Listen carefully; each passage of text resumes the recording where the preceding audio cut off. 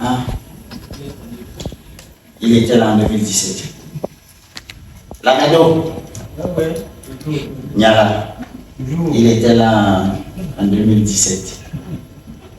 Alors, ce qui se passe en 2017, c'est que lorsque je remporte la compétition, moi je suis de ceux qui pensent qu'il faut être loyal.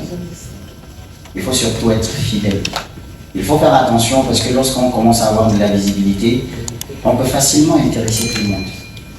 Cependant, l'intérêt que ceux qui arrivent nouvellement ont pour nous n'est pas le même que ceux qui étaient là avant ont ou avaient.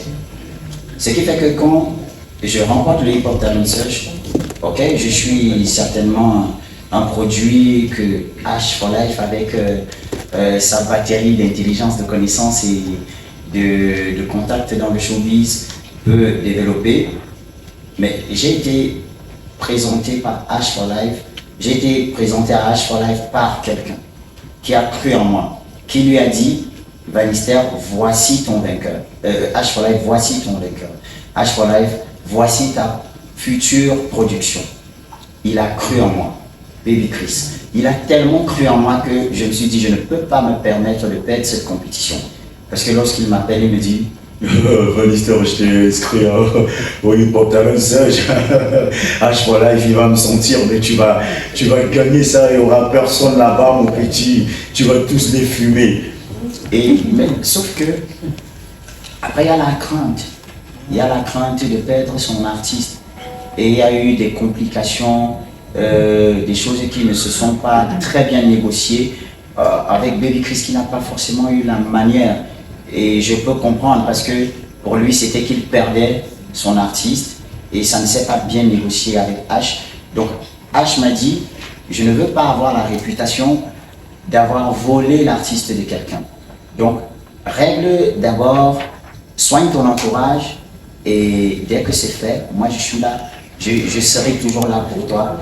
Et le temps a permis que les choses se règlent et qu'aujourd'hui je sois fièrement, très fièrement encadré par H4Life côté management. Parce qu'à l'époque c'était production et management. Voilà. C'est bon, bien, Christine. Merci. Et je sais pas, mon gentil, c'est léger. Enfin, je vais dire merci pour ce témoignage et ces mots d'encouragement.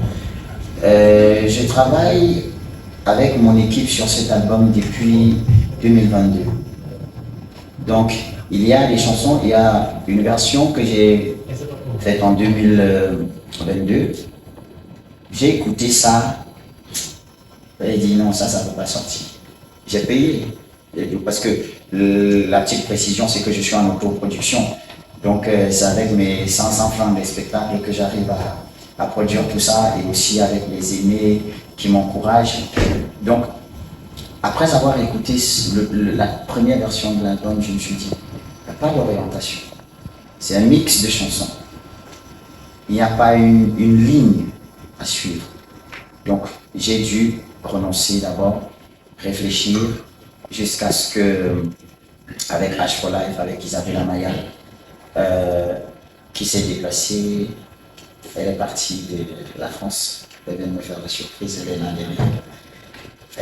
On a travaillé ensemble longtemps pour pouvoir trouver la ligne. Parce que lorsqu'un artiste est comme moi, je ne vais pas me vanter, mais je ne pense pas que je vais dire que je suis inspiré. Je crois que la musique vit en moi, en réalité. La musique vit en moi, c'est pour ça que j'arrive à improviser. Donc, je la ressors juste. Je ne cherche pas, je ne réfléchis pas lorsqu'il faut chanter. Mais après, quand on parle de carrière et d'album, il faut forcément réfléchir, on ne va pas improviser ça. Et c'est donc là où on a revisité le répertoire, on a choisi, après avoir choisi la ligne, parce qu'aujourd'hui, je me présente comme un pédagogue, comme un motivateur, d'aucuns m'attribuent malheureusement le statut de modèle de la jeunesse. Je dis malheureusement parce que ça m'empêche de vivre. En jeune, aujourd'hui, je dois surveiller chaque mot qui va sortir de ma bouche je dois surveiller chaque action que je vais poser parce que je ne dépends plus de moi. Pourtant, moi, je chantais juste ce qui était dans moi. Aujourd'hui, là, on me dit, non, Manister, pas toi, tout le monde, pas toi. Moi, comment, man? Moi, j'ai fait quoi?